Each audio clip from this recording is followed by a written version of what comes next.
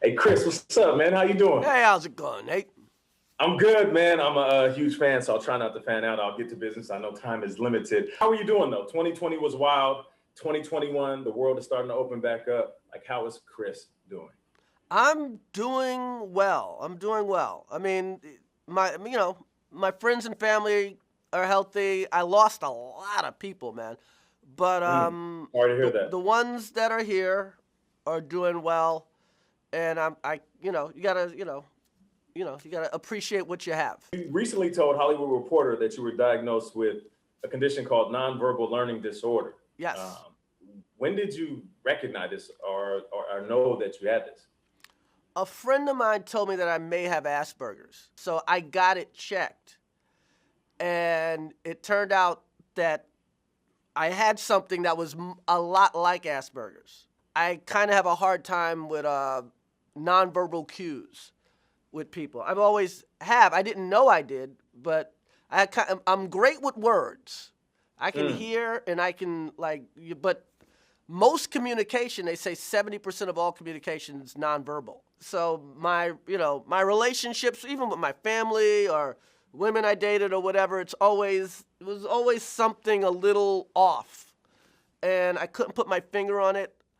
And being diagnosed with it has put me in a position where I have a specialist, I got doctors, I got certain medicines and stuff that help me deal with it. And honestly, with anything, once you're diagnosed, it opens it up to you. Everything's easier once you're diagnosed. This month is Mental Health Awareness Month, and I'm kind of going off script, but I know that you talk openly about therapy. How important is it for people to realize, like, it's okay not to be okay, and that therapy is something we should all at least. Therapy is something we all need. It's definitely okay to not be okay. It's also just like we live in this world where everybody wants to be so self-made, and I did this by myself. And what happens is we shut ourselves off for people, and we don't ask for help for a lot of things we need help for. And therapy, I do a therapist, I do 2 therapists, and I do a group. Telling people my problems, but also hearing other people's problems and realizing that you're not alone. You're not a freak. You're not a bad person because, you might have done something or you acted out here or there. You know what I mean? So we need to, that was kind of the good thing about the pandemic in a weird way.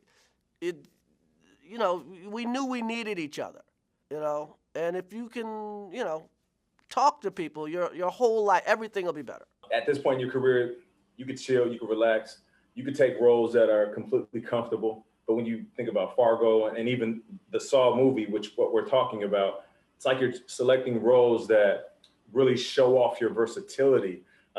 What draws you to roles like this? I don't know. I mean, I'm not old, but I'm not a kid. Right. So it's time for me, just as an actor, to play grown-ass men. People say, oh, man, you look good for your age. You look 40, whatever, until a 40-year-old shows up. You know what I mean? So Yeah, no doubt about it. And I feel like the theme of this movie, or at least parts of it, very fitting for what's going on right now. Police corruption is a somewhat of a thread in this movie, and that seems very relevant. How important is it for a message like that to be shown on a scale like this? it's weird. A lot of people keep asking, did we change up the script to address what was happening, right now with all the police stuff going on? And we didn't. Because the Wow. reality is, the things that are happening with the police right now have been happening for hundreds of years. Hopefully, that the gore and the comedy don't take away from some of the message, honestly. This question may be silly, but have you ever experienced racial profiling? A lot. I remember a cop said, what are you doing around here? And I said, what are you doing around here? This is an expensive neighborhood. Thank you for watching. If you want more extra, hit the subscribe button and the bell so you'll never miss a video.